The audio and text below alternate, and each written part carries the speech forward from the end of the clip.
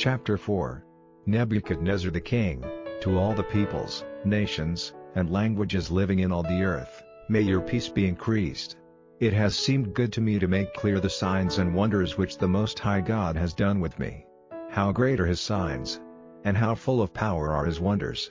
His kingdom is an eternal kingdom, and his rule goes on from generation to generation. I, Nebuchadnezzar, was at rest in my place, and all things were going well for me in my great house. I saw a dream which was a cause of great fear to me. I was troubled by the images of my mind on my bed, and by the visions of my head.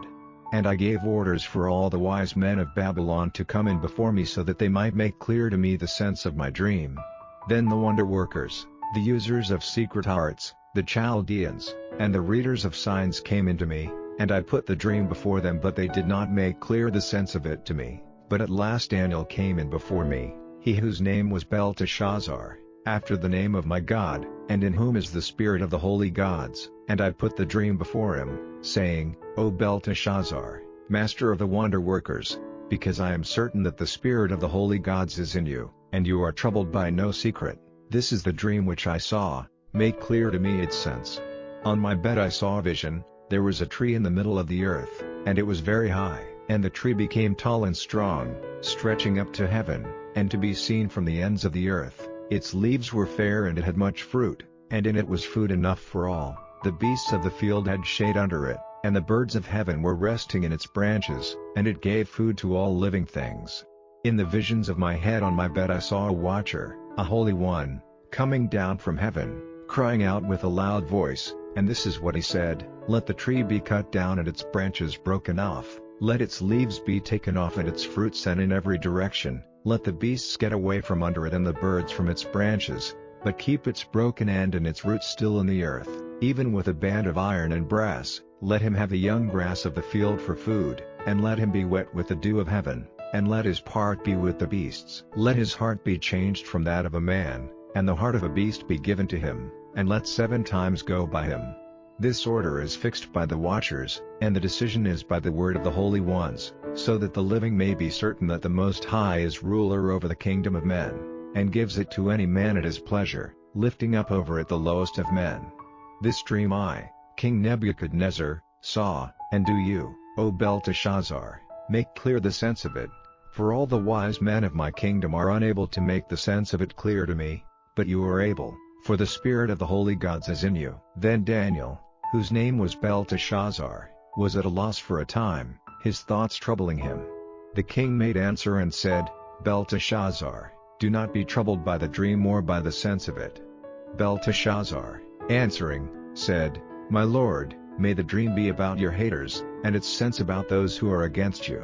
The tree which you saw, which became tall and strong, stretching up to heaven and seen from the ends of the earth, which had fair leaves and much fruit, and had in it food for all, under which the beasts of the field were living, and in the branches of which the birds of heaven had their resting places. It is you, O king, who have become great and strong, for your power is increased in stretching up to heaven, and your rule to the end of the earth. And as for the vision which the king saw of a watcher, a holy one, coming down from heaven, saying, Let the tree be cut down and given to destruction, this is the sense of it, O king, and it is the decision of the Most High which has come on my lord the king, that they will send you out from among men, to be with the beasts of the field. They will give you grass for your food like the oxen, and you will be wet with the dew of heaven, and 7 times will go by you, till you are certain that the Most High is ruler in the kingdom of men, and gives it to any man at his pleasure.